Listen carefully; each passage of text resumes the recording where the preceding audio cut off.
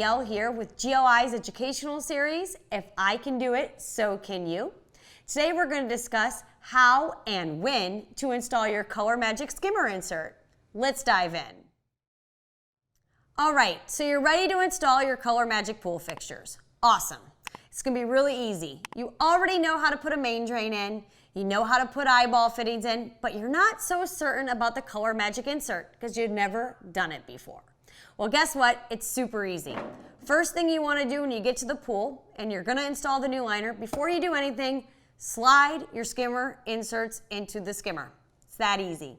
Now go ahead, button up the liner, beat it in, pull it back, put the skimmer faceplate on and screw it in, and then cut the liner.